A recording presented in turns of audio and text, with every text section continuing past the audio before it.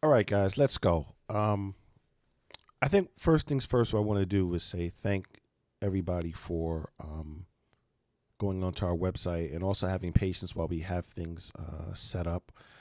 Basically, what I want to do, I want to reiterate what our main goal is. So, basically, our main priority is to try to make American universities accessible for students that are not in America. So, whether they're in the Middle East, whether in Europe, Africa, wherever it is. And one thing I do is that I pride myself in finding opportunities for students, finding opportunities for international students to come and study. Not just international students, but I've had some success even in America as well, even with some of my own children. And I think that really what the major situation is that majority of people don't understand what's out there available for them. They don't understand uh, the things that are available, the scholarships, the money, even without taking out loans and things like that. There's a lot of information out there that's available for you. So initially, when we first started, the goal was to travel to many different countries and to do in-person seminars. But with the advent of COVID and everything, we noticed that a lot of programs are being done online and virtual. So we're going to kind of like have a hybrid situation. We're going to have some virtual sessions, and we're also going to have some in-person sessions. So we will plan on visiting, the UAE, whether that's in Abu Dhabi, Dubai, Ras Al Khaimah. We're going to visit those areas. Then we're also going to switch over to Africa. We're going to hit Morocco. We're going to hit Egypt. Try to go to a couple other places. Maybe try to hit Turkey, because I truly believe that these in-person sessions are um, very informative. Now, I believe that training or preparation to go to university needs to really start at the elementary school level. Now, granted, at that age, a lot of people don't know what they want to do. Even in the high school age, even in college, most people don't know what they need to do. But if you're planning on studying abroad, you really have to plan a little bit earlier than the regular person. So, a classic example. I know somebody right now that applied for college last week and got in the state that they're in America, and they're in. You can't do that when you're overseas. You have to worry about visas and things like that. So you kind of have to start the game. You have to start the game a little bit earlier than your average person that's applying from inside of America. So I would say generally by the time your kid gets to middle school, you should pretty much be figuring out, okay, what direction are we looking towards? Are we looking at university? Are we looking at studying in a foreign country? Do we want for them to study in America? All right. And what does that require? What does our English level have to be? What are the universities expecting for us? Okay. Am I from a country where a lot of citizens of my country go and study in America? What happens when they come back to their country? If they do they get higher jobs? Are they in a better situation?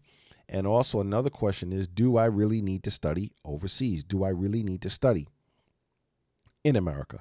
Can I get away with studying somewhere else? That's another question you have to ask yourself, because, granted, our job is to try to get you to America, but at the same time, you have to really figure out if that's what you wanted. Because if you don't want to be there, then you're going to go there, be miserable, and you're going to be back home. You're going to waste a lot of time and a lot of resources. However, like my father always used to say, he used to believe that education is never a waste of money. Even if you go and don't do good, it's never a waste of money. So I think that pretty much what we need to do at this point here is figure out, okay, where we're at right now in our journey and which direction do we need to go. So I think that some of us are ahead of the game. Some of us might have had parents that studied abroad, might have studied overseas, might have studied in Europe or America. Now, me personally, I'm going to keep it 100% with you guys. I am familiar with American universities. I'm an American citizen. I've lived all over the world, but I know American universities. I'm not too familiar with the British universities or the Australian universities or any other universities.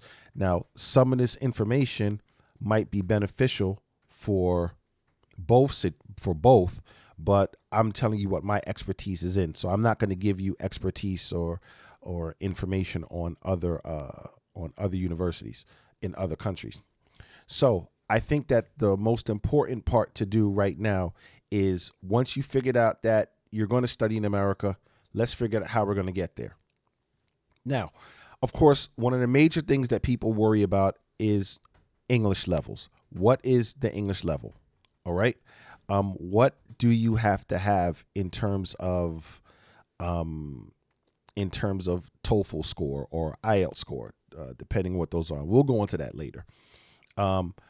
You have to be strong in the language to, to succeed in America. You have to be strong in the language. There's no way you're going to get around it.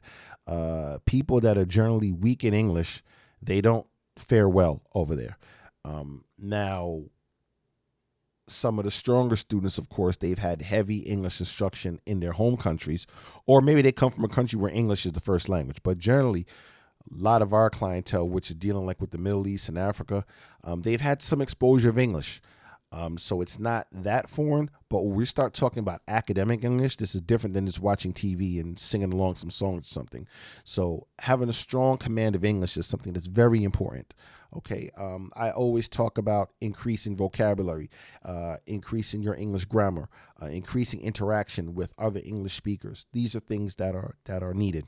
All right. Starting from the lower level up.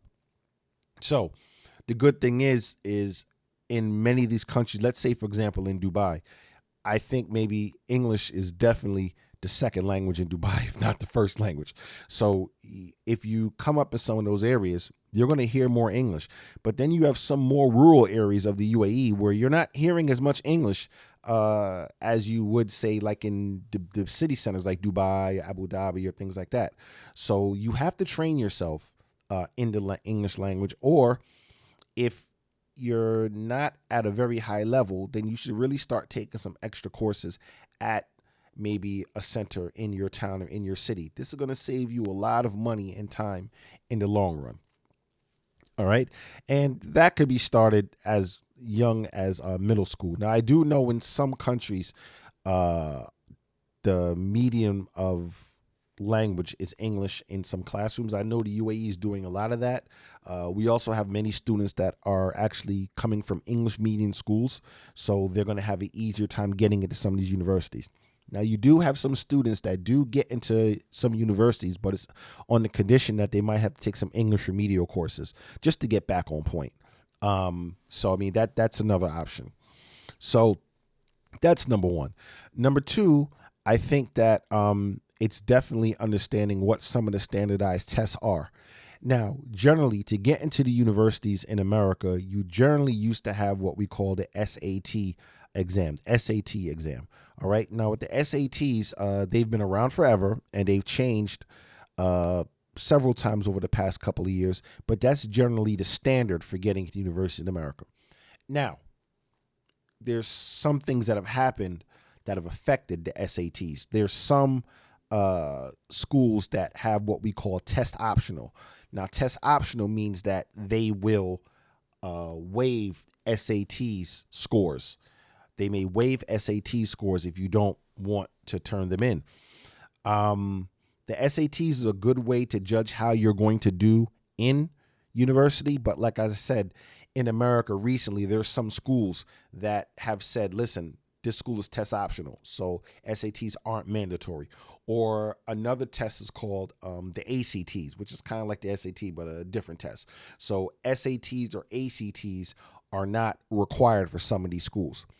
Now, personally, and this is my personal opinion, and you could agree or disagree, I think that all foreign students coming into America, even if they're going to schools for SATs optional or ACT optional, I still think that it's important that they should take an SAT prep course or ACT prep course, just dealing with the standardized testings.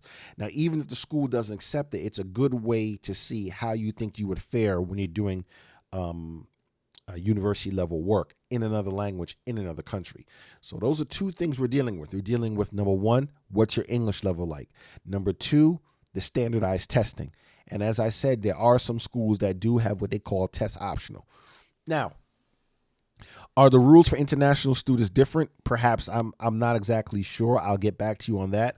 But if you're really concerned about the tests and the SATs are scary, what you can do is that some of the schools that you are applying to, you could actually contact them or email them and ask them, hey, are SATs required? Is a school test optional? I'm a foreign student. Are the rules different for me than them? Because some schools may want SATs from foreign students, but with a domestic student, it may be a little different. Now, you talk about in America, there's thousands of universities and colleges, so I guess it goes by individual, by individual schools. You just have to call and check with them. I don't have the answer for that, but yes, that's another thing. So, are the schools that you're applying to, do they need those scores? All right. So the next thing you have to understand is the difference between what we call junior colleges and four-year universities. All right. So when you're dealing with a junior college, or let's say community college. Okay. So community colleges are set up in different cities and different counties in America. All right.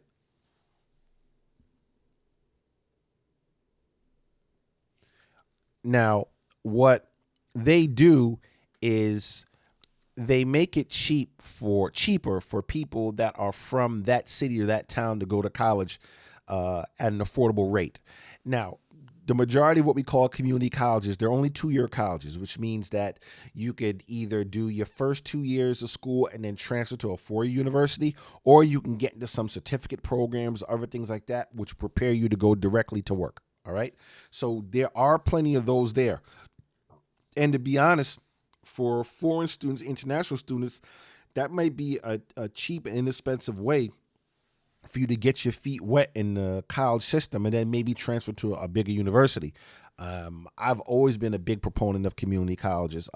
We also call them junior colleges as well. Junior colleges kind of like the same meaning. It's they're 2-year colleges that kind of, you go there and you get the basics, your basic courses you need before transferring to a 4-year college or going directly into the workforce. So these are some of the options that we have here when you're coming to America. So there are literally thousands of community colleges around America. So that is another option. Now, another issue is what are you planning on majoring in? What do you think you're planning on majoring in?